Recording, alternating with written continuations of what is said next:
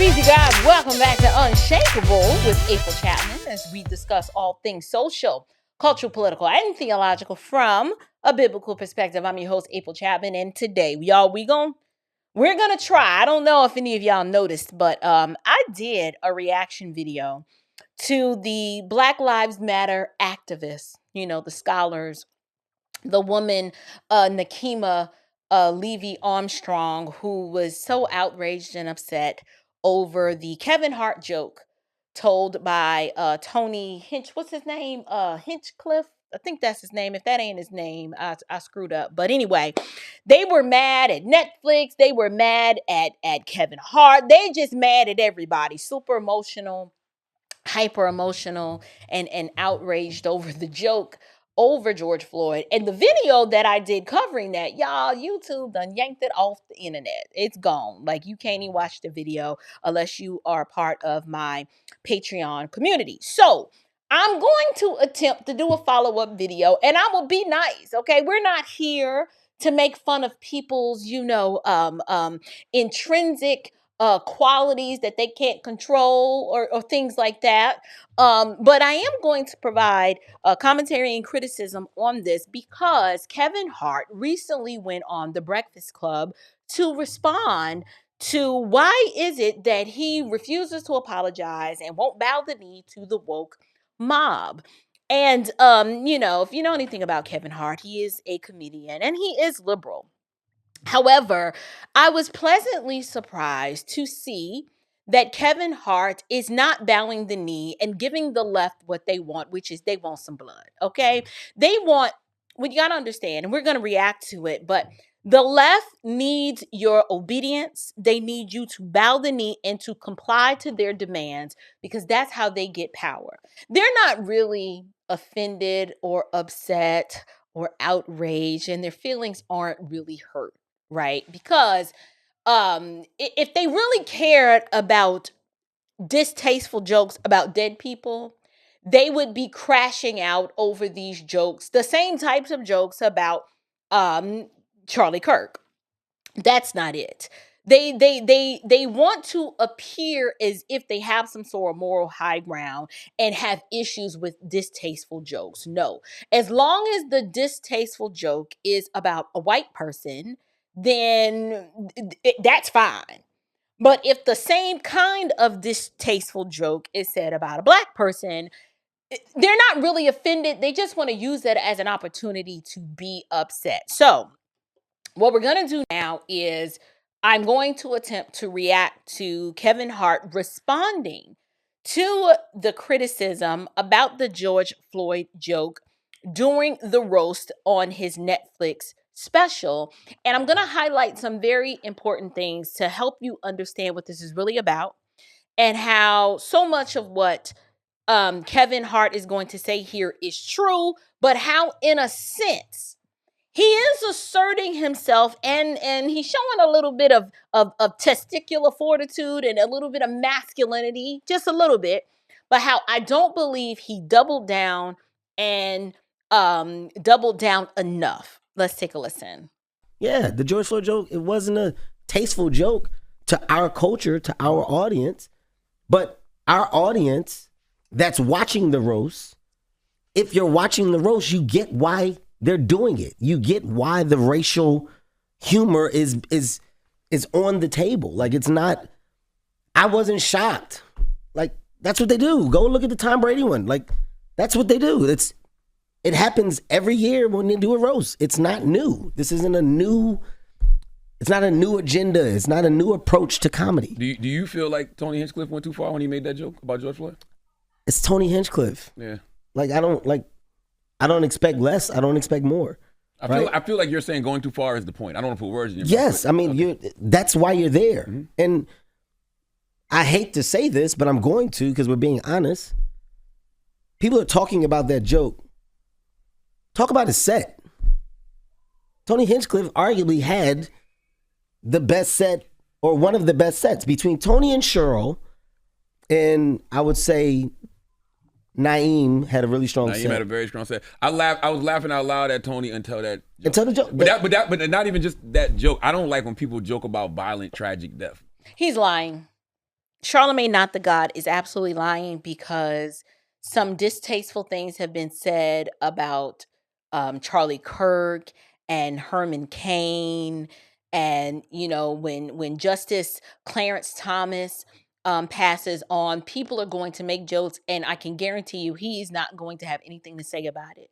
People have made distasteful jokes, joking about the tragic possible assassination of Donald Trump. This man does not have that same kind of energy for just jokes that are making fun of a person's demise. He is full of crap.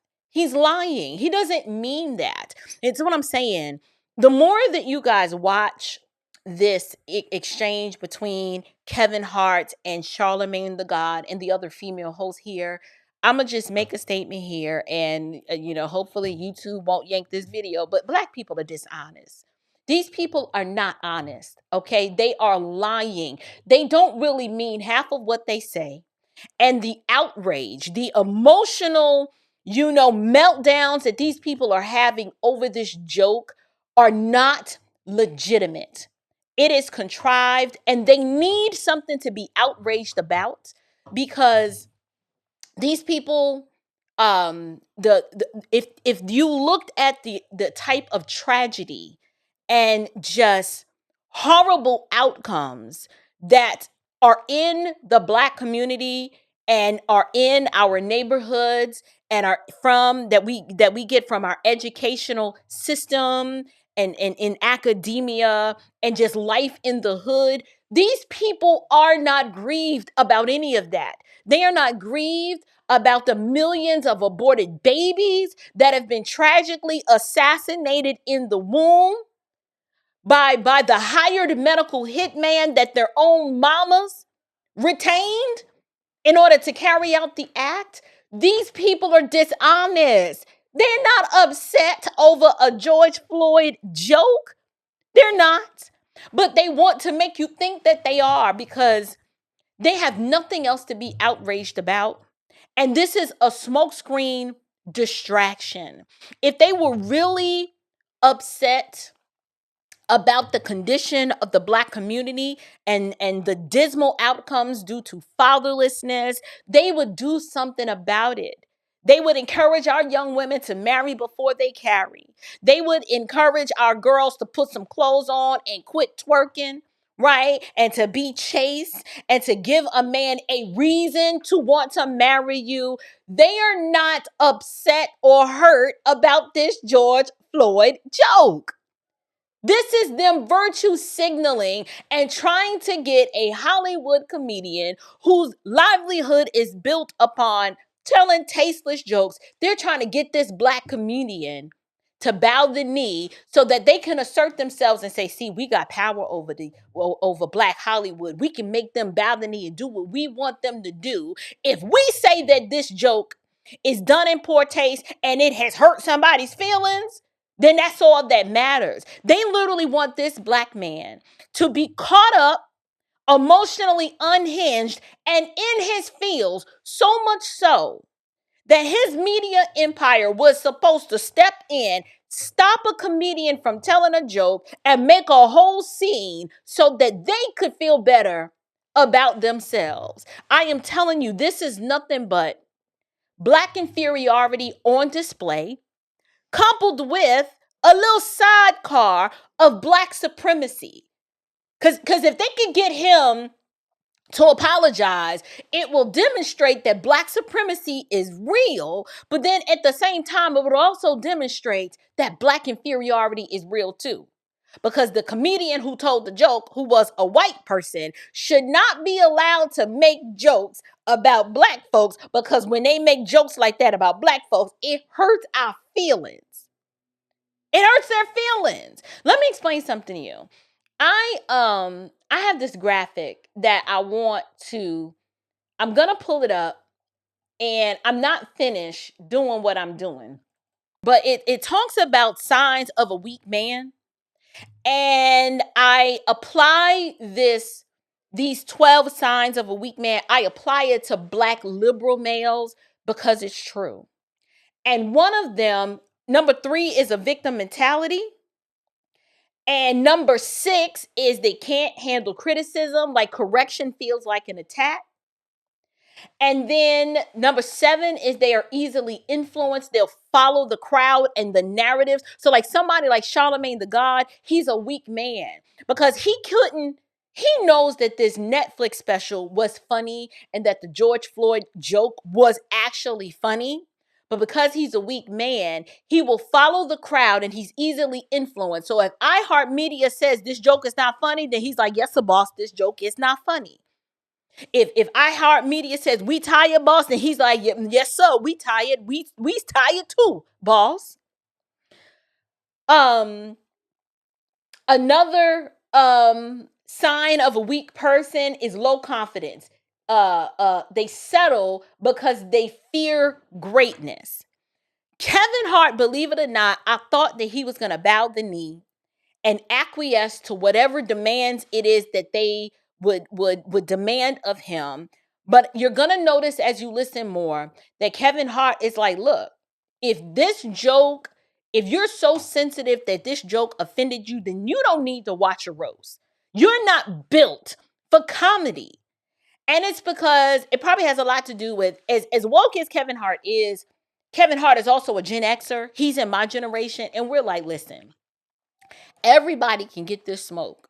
White people and black people alike. If the joke is funny, the joke is funny. But if we're to the point that we can't even have artistic expression by way of jokes, because every joke has to be filtered through some sort of woke litmus test to determine if it's too sensitive and if it's too offensive for one particular group, then we don't even have comedy anymore.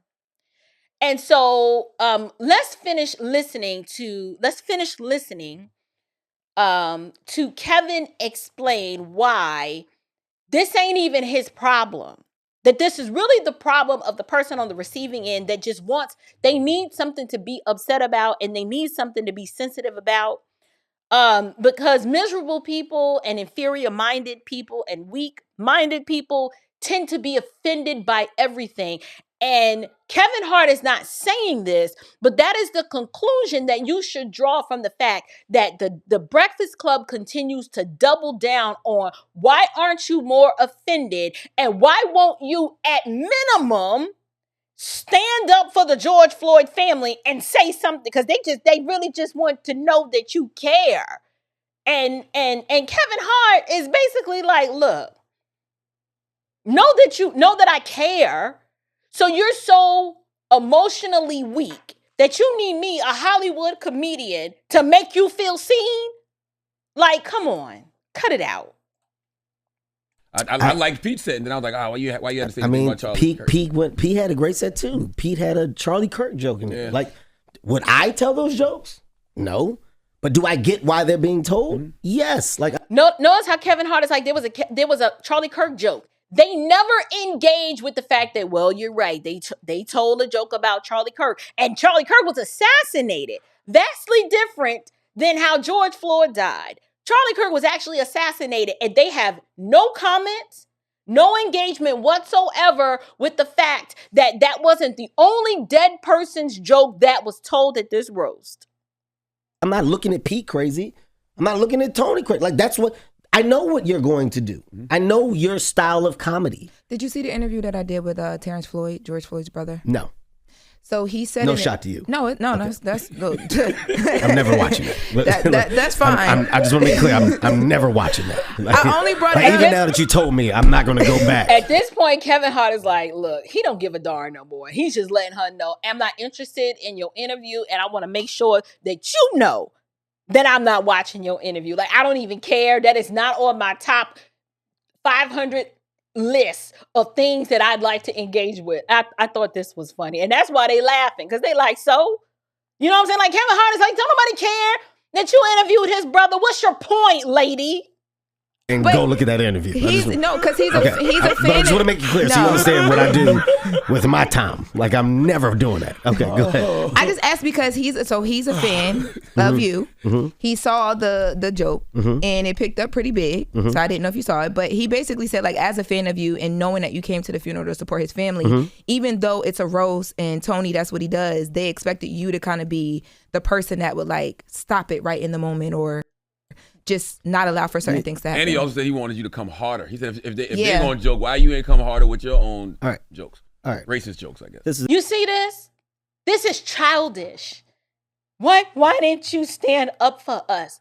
You have to be some sort of emotionally weak, inferior-minded individual to be a whole grown man and to say that, I'm disappointed and I'm sad and upset because Kevin Hart didn't stand up for me. Like, are you that weak? That context is everything. This was a roast. Okay, a roast is supposed to roast. It's supposed to burn. It is supposed to cook hard. The jokes are designed to hit below the belt in order to elicit a, ooh, that was pretty low. It's like, how low can you go? That is the point. And for her to bring up, well, I interviewed George Floyd's brother and, him felt some sort of kind of way because you didn't stand up for him. It's like, you a whole grown man and you want me a comedian. It ain't like we grew up together, but even if we did, it is a joke. And it demonstrates the juvenile, inferior-minded complex that progressive Black people have, that they are unable to engage in health and media at all without being offended by everything. That is a sign that you are not dealing with people of high emotional intelligence. Juveniles are not even this sensitive. All this does is demonstrate to me that they want to exploit the memory of George Floyd and use it as every opportunity to make people treat George Floyd like he is some untouchable golden calf that can never be discussed in any context because, and they have to remember, you may not remember because my original video is gone now, but I said George Floyd is the archetype Black man that they want you to be. They want you weak. They want you on your knees begging for your mama, high, and unable to regulate your emotions or control yourself. They want you to be overly sensitive about everything. They want you subservient. They want you unable to be strong enough to laugh off a joke and to be so sensitive and emotionally unhinged that you're offended by everything. That's what they want. And so her asking this question, Kevin Hart is like, first of all, no, I didn't watch a little funky interview because I ain't interested. And two, what do you want from me?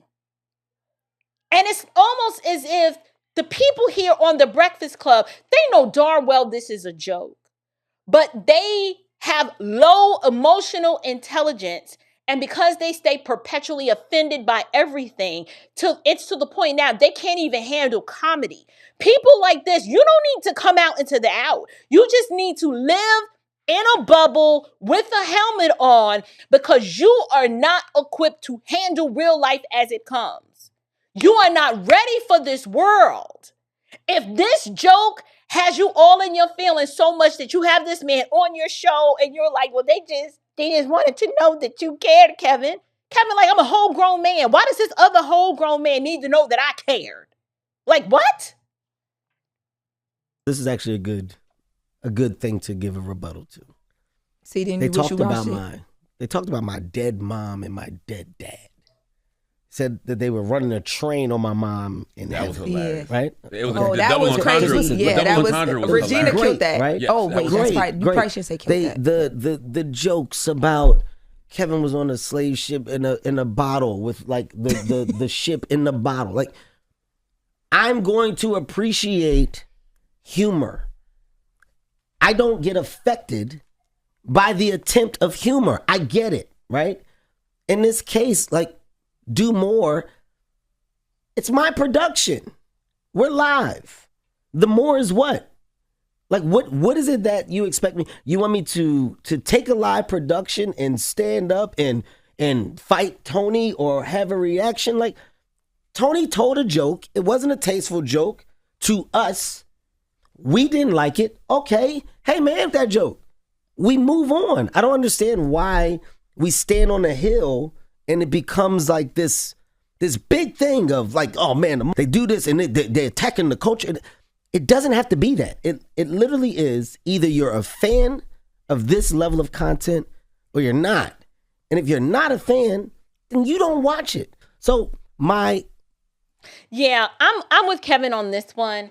Here's the deal. At the end of the day, I appreciate the fact that Kevin Hart is standing on his square, but I think people are missing the overarching point of this is why nobody respects Black people in general. Because I don't have these kinds of problems. I garner the respect of my peers of all ethnicities everywhere I go. I'm talking in the macro. This is a message to the pro-wokety woke blackety blacks if they're ever gonna watch and listen. You will never be respected in this world, in this country in particular, if you are going to function through life like this, being this weak-minded. You are not oppressed because you are Black. You are absolutely oppressed because you are weak. Because you're weak and you're stupid. That's just a fact.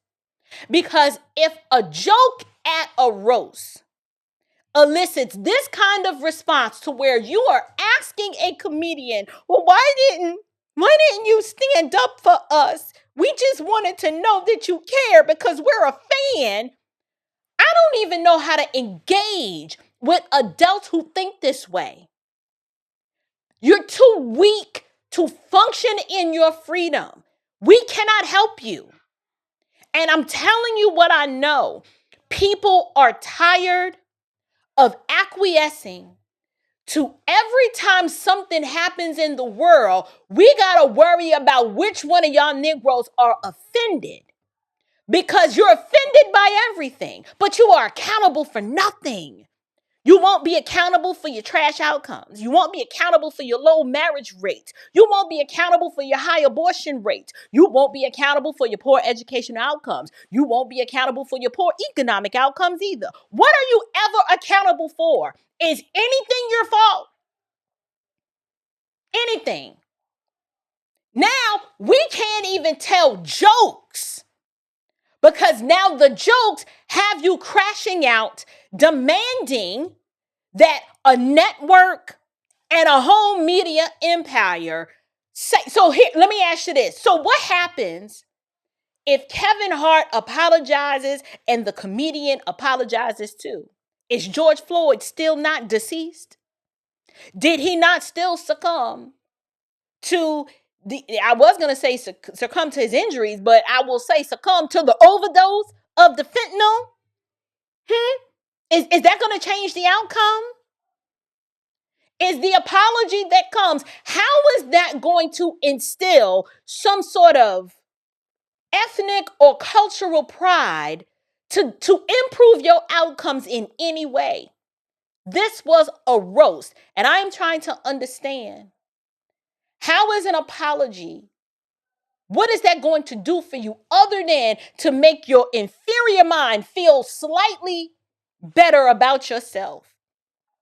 The fact that a joke, you're already inferior minded because the joke offended you, but the apology that comes, I mean, you need the white man to apologize to you. That's going to make you feel better. This is unsustainable. Listen, at the end of the day, I'm curious to know, what do you guys think? Do you think that Kevin Hart's response was well-deserved? Can you appreciate the fact that he's like, look, I'm not apologizing for jokes. If you people can't handle the jokes, you need to get a helmet, because life is too short and too harsh out there in the world for us to be worried about what you Negroes think every 5 minutes. Y'all are offended by everything. Go cry me a river, for heaven's sake. Nobody cares. They're jokes. What are your thoughts? I understand some may have been offended by the joke, but to demand an apology, listen, folks have been making really bad, tasteless jokes about Charlie Kirk for a really long time. And we're like, look, we brush it off because we already know y'all ignorant anyway, and you're evil. They're jokes though. But to have a whole press conference, they're just grifting off of the memory of George Floyd. And they need to use everything surrounding George Floyd so they can raise money, keep Black folks emotionally enraged, keep them perpetually grieved, and keep them forever distracted. But I'm curious to know what it is that you guys think. Leave me your comments down in the box below. And until next time, you guys, stand firm, stay bold, and above all else, stay unshakable. Kudos to you, Kevin Hart. Like Kevin Hart, you ain't one of my most favorite comedians, but I can appreciate a man standing his ground and saying, look, I said what I said. It's going to be what it's going to be. If you are offended by it, this is your problem, not ours. All you can do is respect the man for that. I'm glad that he didn't bow the knee to Charlemagne, not the God, and to the woke left, because he knows and he's realized that if you bow here, you will forever be bowing because it's never enough. You cannot satisfy their wrath. It cannot be appeased. But whatever it is that you guys think, leave me your comments down in the box below. Until next time, you guys, stand firm, stay bold, and above all else, stay unshakable. Grace and peace.